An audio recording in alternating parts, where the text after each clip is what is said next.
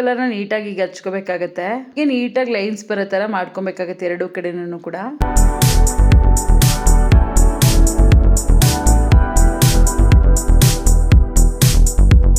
Hi hello ನಮಸ್ಕಾರ, welcome back to my channel ಬ್ರೋನಿ Ambuja vlog. Varamahalakshmi ಹಬ್ಬಕ್ಕೆ ನಾನು ನಿಮಗೆ ಹೇಗೆ ಮುಖವಾಡಕ್ಕೆ ಅಲಂಕಾರನ ಮಾಡಬೇಕು ಅಂತ ಹೇಳಿ ಇವತ್ತು ಹೇಳ್ಕೊಡ್ತಾ ಇದ್ದೀನಿ. ಈ ವಿಡಿಯೋ ನಿಮ್ಗೇನಾದರೂ ಇಷ್ಟ ಆದರೆ ನೀವು ಕೂಡ ಈ ಥರ ಮಾಡ್ಕೊಬೋದು. ವರಮಹಾಲಕ್ಷ್ಮಿ ಹಬ್ಬದಂದು ನಾವು ಏನೇನೆಲ್ಲ ಮಾಡ್ತೀವಿ ಪ್ರತಿಯೊಂದನ್ನು ಕೂಡ ನಾನು ನಿಮ್ಗೆ ತೋರಿಸ್ಕೊಡ್ತೀನಿ. ಲಕ್ಷ್ಮಿನ ಅಲಂಕಾರ ಪ್ರಿಯೆ ಅಂತಲೇ ಕರೀತಾರೆ. ಹಾಗಾಗಿ ನಾವು ಹೇಗೆ ಅಲಂಕಾರನ ಮಾಡ್ಕೋತೀವಿ ಹಾಗೆ ಲಕ್ಷ್ಮಿಗೂ ಕೂಡ ಅಲಂಕಾರ ಮಾಡಬೇಕು. ಫೌಂಡೇಶನ್ನ ತೊಗೊಂಡು ನಾವು ಮುಖಕ್ಕೆ ಈ ಥರ ಹಚ್ಕೊಬೇಕಾಗತ್ತೆ. ಮೊದಲು ನಾವು ಈ ಥರ ಹಚ್ಕೊಂಡು ಅದನ್ನು ಹೇಗೆ ಮಾಡ್ಕೊಬೇಕು ಅಂತ ನಾನು ಹೇಳ್ಕೊಡ್ತೀನಿ. ಆದರೆ ನೀವು ಮೊದಲೇ ಫ್ಲ್ಯಾಟ್ ಮಾಡಿಕೊಂಡ್ರು ಓಕೆ, ಅಥವಾ ಈ ಥರ ಹಚ್ಕೊಂಡು ನಂತರ ಫ್ಲ್ಯಾಟ್ ಮಾಡಿಕೊಂಡ್ರು ಓಕೆ. ನಾನು ಫುಲ್ ಹಚ್ಕೊಂಬಿಟ್ಟು ಇವಾಗ ನಾನು ಒಂದು ಫ್ಲ್ಯಾಟು ಬ್ರಷ್ನ ತೊಗೊಂಡು ಈ ಥರ ನೀಟಾಗಿ ಫ್ಲ್ಯಾಟ್ ಮಾಡ್ಕೊತಾ ಇದ್ದೀನಿ. ಸ್ವಲ್ಪ ಡ್ರೈ ಆದಮೇಲೆ, ಫುಲ್ ಡ್ರೈ ಆಗಬಾರ್ದು. ಫುಲ್ ಡ್ರೈ ಆದರೆ ನಾವು ಮಾಡ್ಕೊಳಕ್ಕಾಗಲ್ಲ. ಸ್ವಲ್ಪ ಡ್ರೈ ಆದಮೇಲೆ ನಾವು ಈ ಥರ ಫ್ಲ್ಯಾಟ್ ಮಾಡ್ಕೊಬೇಕಾಗತ್ತೆ. ನೀಟಾಗಿ ಎಲ್ಲೆಲ್ಲಿ ಕವರ್ ಮಾಡಿಲ್ಲ ಅಲ್ಲೆಲ್ಲ ಕವರ್ ಮಾಡಿಕೊಂಡು ನಾವು ಈ ಥರ ಮಾಡ್ಕೊಬೇಕಾಗತ್ತೆ. ಆ್ಯಕ್ಚುಲಿ ಇದು ಸ್ಕಿನ್ ಎಲ್ಲೆಲ್ಲಿದೆ, ಕಿವಿ ಹತ್ರ ಮತ್ತು ಹಣೆ ಹತ್ರ ಮತ್ತು ಇಲ್ಲಿ ನೆಕ್ ಹತ್ರ ಎಲ್ಲ ಫುಲ್ ಕವರ್ ಮಾಡ್ಕೊಬೇಕಾಗತ್ತೆ. ಕಣ್ಮೇಲೆ ಲಿಪ್ ಮೇಲೂ ಕೂಡ ಹಚ್ಕೊಬೇಕಾಗುತ್ತೆ. ಹಾಗೆ ಮೂಗ್ನು ಕೂಡ ಫ್ಲ್ಯಾಟ್ ಮಾಡ್ಕೊಬೇಕಾಗುತ್ತೆ. ನಾವು ಈ ಬ್ರಷಲ್ಲೇ ನಾವು ಕರೆಕ್ಟಾಗಿ ಶೇಪ್ನ ಕೊಟ್ಕೊಬೇಕು. ಮೂಗೆಲ್ಲ ಹೇಗೆ ಶೇಪ್ ಬರುತ್ತೆ, ತುಟಿ ಶೇಪ್ ಬರುತ್ತಲ್ಲ ಎಲ್ಲ ಕ್ಲಿಯರ್ ಮಾಡಿಕೊಂಡು ಇದರಲ್ಲೇ ಶೇಪ್ ಕೊಟ್ಕೊಬೇಕು. ಎಕ್ಸ್ಟ್ರಾಸ್ ಏನಾದರೂ ಫೌಂಡೇಶನ್ ಬಂದರೆ ಅದನ್ನು ತೆಗೆದುಬಿಡ್ಬೇಕು ನಾವು. ಹಾಗೆ ನಿಮಗೆ ನಾನು ಇನ್ನೊಂದು ವಿಷಯ ಹೇಳಬೇಕು. ಅನಿಮಲ್ ಬೋನ್ ಪೌಡರ್ ಹಾಗೆ ಅನಿಮಲ್ ಫ್ಯಾಟಿಂದ ನಾವು ಫೌಂಡೇಶನ್ನ ಮಾಡಿರ್ತಾರಲ್ಲ, ಆ ಫೌಂಡೇಶನ್ನ ನೀವು ಯೂಸ್ ಮಾಡೋ ಹಾಗಿಲ್ಲ. ಯಾಕಂದರೆ ಅಷ್ಟು ಶ್ರೇಯಸ್ಸಲ್ಲ ಅಂತ ನಾವು ಹೇಳ್ಬೋದು. ಅದನ್ನು ಪೂಜೆಗೆ ನಾವು ಯೂಸ್ ಮಾಡೋ ಹಾಗಿಲ್ಲ. ಸೊ ಹಾಗಾಗಿ ಆ ಫೌಂಡೇಶನ್ನ ನಾವು ಯೂಸ್ ಮಾಡಬಾರ್ದು. ಫೇಸಸ್ ಕೆನಡಾ 3-in-1 ಫೌಂಡೇಶನಲ್ಲಿ ಅದನ್ನು ಯೂಸ್ ಮಾಡಿಲ್ಲ, ಅಂದರೆ ಅನಿಮಲ್ ಬೋನ್ನ ಹಾಗೆ ಫ್ಯಾಟ್ನ ಯೂಸ್ ಮಾಡಿಲ್ಲ.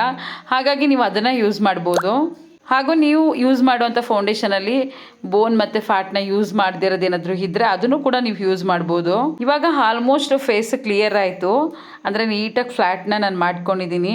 ಹಾಗೆ ಶೇಪ್ನು ಕೂಡ ನಾನು ಕೊಟ್ಕೊಂಡಿದ್ದೀನಿ. ನಂತರ ನಾವು ಏನು ಮಾಡಬೇಕು ಅಂತ ನಿಮಗೆ ನಾನು ಹೇಳ್ಕೊಡ್ತೀನಿ. ಎಲ್ಲ ಆದ ನಂತರ ನಾವು ನೀಟಾಗಿ ನೋಡಬೇಕಾಗತ್ತೆ. ಫುಲ್ ಎಲ್ಲ ನೋಡಾದ್ಮೇಲೆ ನೀಟಾಗಿ ಕವರ್ ಆಗಿದೆಯಾ ಅಂತ ನೋಡಿ. ಅದು ಕವರ್ ಆಗಿಲ್ಲ ಅಂದರೆ ನೀಟಾಗಿ ಕವರ್ ಮಾಡ್ಕೊಬೇಕು. ಹಾಗೆ ಸ್ವಲ್ಪ ಶೇಪ್ ಕೊಡಬೇಕಿತ್ತು ನಾನು, ಹಾಗಾಗಿ ಸ್ವಲ್ಪ ಶೇಪ್ ಎಲ್ಲ ಕೊಟ್ಕೊಂಡೆ ನೀಟಾಗಿ. ನಾನೀಗ ಮುಖವಾಡಕ್ಕೆ ಮೇಕಪ್ ಮಾತ್ರ ಹೇಗೆ ಮಾಡೋದಂತ ನಿಮ್ಗೆ ಹೇಳ್ಕೊಡ್ತಾ ಇದ್ದೀನಿ. ಇದಕ್ಕೆ ಇಯರಿಂಗ್ಸ್ ಆಗಲಿ ಅಥವಾ ಆರ್ಟಿಫಿಷಿಯಲ್ದು ಏನೇ ಒಂದು ಹಾಕೋದಾಗಲಿ ನಾನು ಏನೂ ಮಾಡ್ತಾಯಿಲ್ಲ. ಈಗ ಯಾವ ರೀತಿ ಮೇಕಪ್ನ ಮಾಡ್ಕೊಬೇಕು ಅನ್ನೋದು ಮಾತ್ರ ನಾನು ಇವಾಗ ತೋರಿಸ್ತಾ ಇದ್ದೀನಿ ಈ ವಿಡಿಯೋದಲ್ಲಿ.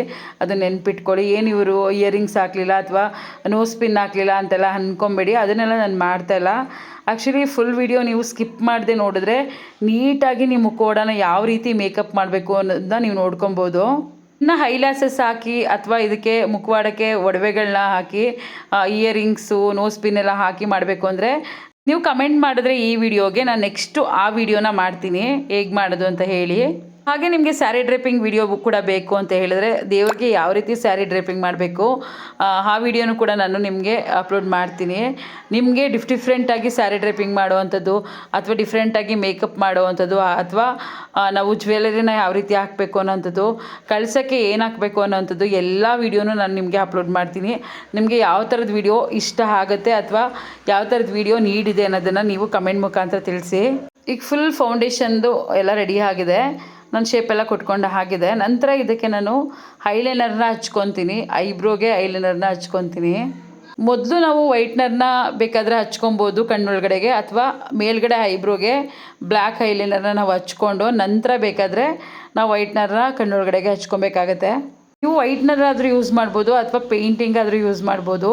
ನಾನು ಆ್ಯಕ್ಚುಲಿ ಪೇಂಟಿಂಗ್ನೇ ಯೂಸ್ ಮಾಡ್ತೀನಿ. ನೀವು ಬೇಕಾದರೆ ವೈಟ್ನರು ಕೂಡ ಯೂಸ್ ಮಾಡಬಹುದು. ಹಾಗೆ ನಾನು ಪೋಸ್ಟರ್ ಪೇಂಟ್ನ ತೊಗೊಂಡಿದ್ದೀನಿ. ನೀವು ಯಾವುದಾದ್ರೂ ಪೇಂಟ್ನ ಯೂಸ್ ಮಾಡಬಹುದು, ಏನು ತೊಂದರೆ ಇಲ್ಲ. ಐಬ್ರೋನ ಆ್ಯಕ್ಚುಲಿ ಬ್ರಷಲ್ಲಿ ಮಾಡೋದಕ್ಕಿಂತ ನಾನು ಬ್ರಷಲ್ಲಿ ಮಾಡೋದು ತೋರಿಸ್ತಾ ಇದ್ದೀನಿ. ಯಾಕಂದರೆ ಎಲ್ಲರದ್ದು ಮುಖವಾಡ ದೊಡ್ಡದಿರುತ್ತೆ. ಹಾಗಾಗಿ ಈ ಐಲೈನರ್ದು ಸ್ಟಿಕ್ ಏನು ಬರುತ್ತೆ ಅದರಲ್ಲಿ ಮಾಡೋಕ್ಕಾಗಲ್ಲ, ಬ್ರಷ್ ಏನು ಬರುತ್ತೆ ಅದರಲ್ಲಿ. ಸೊ ಹಾಗಾಗಿ ನಾನು ಬ್ರಷಲ್ಲಿ ತೋರಿಸ್ತಾ ಇದ್ದೀನಿ. ಆ್ಯಕ್ಚುಲಿ ನನ್ನ ಒಂದು ಮುಖವಾಡಕ್ಕೆ ನಾವು ಐಲೈನರ್ ಏನು ಬ್ರಷ್ ಬರುತ್ತೆ ಅದರಲ್ಲೇ ಮಾಡಿದ್ರೂ ಮಾಡ್ಬೋದು. ಇದು ಸ್ವಲ್ಪ ದೊಡ್ಡದಾಗಿ ಬಂದುಬಿಡುತ್ತೆ.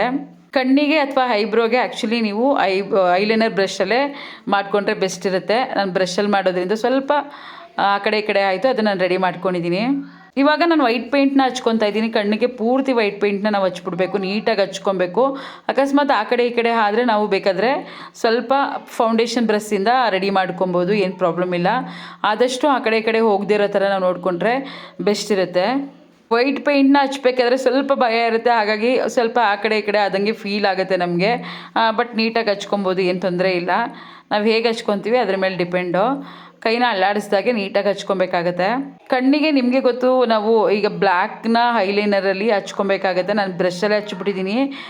ಸ್ವಲ್ಪ ಅದು ನನಗೆ ಪ್ರಾಬ್ಲಮ್ ಆಯಿತು.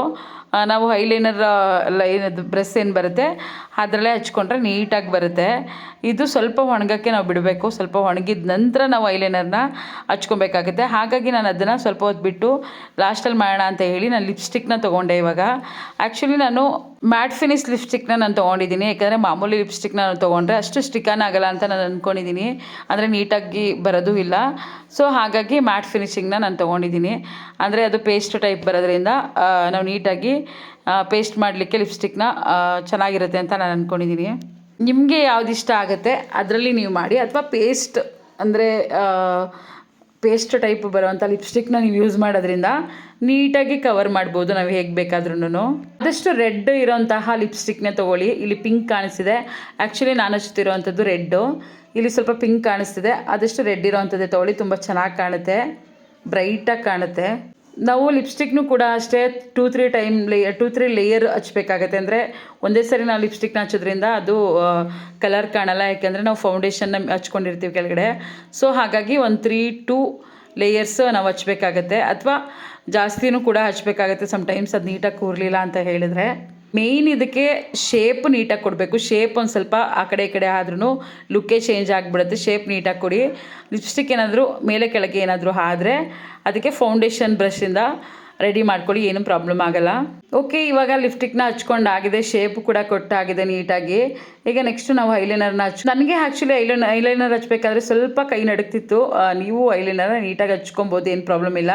ನೀವು ಈ ಬ್ರಷ್ಗಿಂತ ಐಲೈನರ್ದು ಬ್ರಷ್ ಬರುತ್ತಲ್ಲ, ಸ್ಮಾಲ್ ಬ್ರಷ್ಷು, ಅದರಲ್ಲೇ ಹಚ್ಕೊಂಡ್ರೆ ನೀಟಾಗಿ ಬರುತ್ತೆ, ಶೇಪ್ ಕೂಡ ಬರುತ್ತೆ. ನೀವು ನೀಟಾಗಿ ಅದರಲ್ಲೇ ಹಚ್ಕೊಂಬಿಡಿ. ಈ ಥರ ಬೇರೆ ಬ್ರಷ್ನ ಯೂಸ್ ಮಾಡೋ ಅವಶ್ಯಕತೆ ಇಲ್ಲ. ಅದೇ ಬ್ರಷಲ್ಲಿ ನಾನೊಂದು ಸ್ಮಾಲ್ ದೃಷ್ಟಿ ಬಟ್ಟನ್ನ ಇಟ್ಕೊತಾ ಇದ್ದೀನಿ, ಅಂದರೆ ಐಲೈನರ್ ಬ್ರಷಲ್ಲಿ. ನಾವು ದೊಡ್ಡದಾಗಿ ಬೇಕು ಅಂದರೆ ಮುಖೋಡ ದೊಡ್ಡದಾಗಿದ್ದರೆ ನಾವು ಬೇರೆ ಬ್ರಷ್ ಯೂಸ್ ಮಾಡಿ ದೊಡ್ಡದಾಗಿ ಇಟ್ಕೊಬೋದು. ನಾನು ಐಲೈನರ್ ಬ್ರಷಲ್ಲೇ ಇಟ್ಕೊತಾ ಇದ್ದೀನಿ, ನಮ್ಮ ಮುಖವಾಡ ಚಿಕ್ಕದಾಗಿರೋದ್ರಿಂದ. ಆದರೆ ಇದು ನೆಕ್ಕು ಕಾಣಿಸಲ್ಲ ಅಂತ ಹೇಳಿ ನಾನು ಲಿಪ್ಸ್ಟಿಕ್ ಏನು ಹಾಕಿದ್ದೀನಿ ಅದೇ ಬ್ರಷಲ್ಲಿ ಸ್ವಲ್ಪ ಲೇಯರ್ ಥರ ಹಿಂಗೆ ಕೊಟ್ಕೊತಾ ಇದ್ದೀನಿ.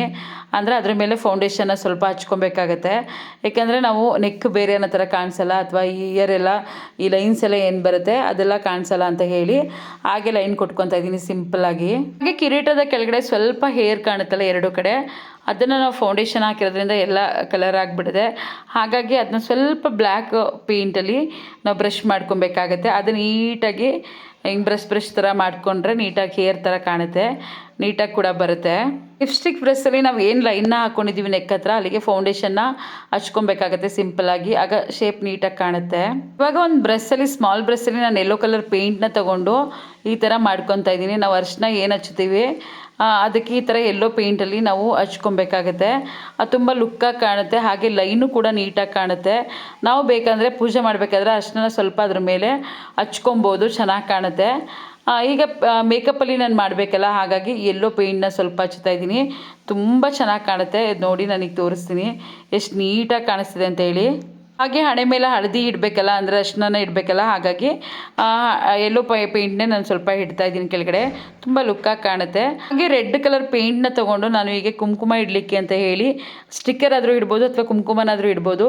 ಕುಂಕುಮ ಇಟ್ಟರೆ ತುಂಬ ಲುಕ್ಕಾಗಿ ಕಾಣುತ್ತೆ ಅಂತ ಹೇಳಿ ನಾನು ಕುಂಕುಮನೇ ಆ ಶೇಪಲ್ಲಿ, ಅಲ್ಲಿ ಏನು ಇಟ್ಟಿದ್ದಾರೆ ಶೇಪು ಆ ಶೇಪಲ್ಲಿ ಇಡ್ತಾ ಇದ್ದೀನಿ. ನೋಡಿ ಎಷ್ಟು ಲುಕ್ಕಾಗಿ ಕಾಣುತ್ತೆ ಅಂತ ಹೇಳಿ. ಡಾರ್ಕಾಗಿ ಕಾಣಬೇಕು ಅಂತ ಹೇಳಿದರೆ 1-2 ಲೇಯರ್ ಇದನ್ನು ಇಡಬೇಕಾಗತ್ತೆ. ಸೊ ತುಂಬ ಲುಕ್ಕಾಗಿ ಕಾಣುತ್ತೆ. ಎಷ್ಟು ಚೆನ್ನಾಗಿ ಕಾಣಿಸ್ತಿದೆ ನೋಡಿ, ಮುಖವಾಡ ತುಂಬ ಲುಕ್ಕಾಗಿ ಕಾಣಿಸ್ತಿದೆ. ನಾನು ಲಕ್ಷ್ಮಿ ಮುಖವಾಡಕ್ಕೆ ಏನು ಮೇಕಪ್ನ ಮಾಡಿದ್ದೀನಿ, ಇದೇನಾದರೂ ನಿಮ್ಗೆ ಇಷ್ಟ ಆದರೆ ದಯವಿಟ್ಟು ಕಮೆಂಟ್ ಮಾಡಿ ತಿಳಿಸಿ. ನೆಕ್ಸ್ಟು ನಿಮಗೆ ವರಮಹಾಲಕ್ಷ್ಮಿದು ಏನು ಐಡಿಯಾಸ್ ಬೇಕು ಅಂತ ಇರುತ್ತೆ, ಅದಕ್ಕೂ ನನಗೆ ಕಮೆಂಟ್ ಮಾಡಿ ತಿಳಿಸಿ, ನಾನು ಆ ಐಡಿಯಾಸ್ನ ನಿಮಗೆ ಕೊಡ್ತೀನಿ. ನಿಮಗೆ ಈ ವಿಡಿಯೋ ಇಷ್ಟ ಆದರೆ ಲೈಕ್ ಮಾಡಿ, ಶೇರ್ ಮಾಡಿ, ಸಬ್ಸ್ಕ್ರೈಬ್ ಮಾಡಿ. ಯಾವುದೇ ಒಂದು ವಿಡಿಯೋನು ನಾನು ಇವಾಗ ಹಾಕಿದ್ರೆ ನೀವು ಸ್ಕಿಪ್ ಮಾಡಿ ನೋಡಿಬಿಡಿ, ಫುಲ್ ವಿಡಿಯೋನ ನೋಡಿ, ಆಗ ನಿಮಗೆ ಎಲ್ಲ ಐಡಿಯಾಸು ಸಿಗುತ್ತೆ. ನನ್ನ ನೆಕ್ಸ್ಟ್ ವಿಡಿಯೋ ಕೂಡ ವರಮಹಾಲಕ್ಷ್ಮಿಗೆ ಸಂಬಂಧಪಟ್ಟದ್ದೇ ಆಗಿರುತ್ತೆ. ದಯವಿಟ್ಟು ಮಿಸ್ ಮಾಡ್ಕೊಳ್ದೆ ನೋಡಿ. ನಿಮಗೆ ಈ ವಿಡಿಯೋ ತುಂಬ ತುಂಬ ತುಂಬ ಉಪಯೋಗಕಾರಿ ಅಂತ ಅಂದ್ಕೊಂಡಿದ್ದೀನಿ. ನನ್ನ ನೆಕ್ಸ್ಟ್ ವಿಡಿಯೋಗೋಸ್ಕರ ಬೆಲ್ ಐಕನ್ ಕ್ಲಿಕ್ ಮಾಡಿ. Thank you.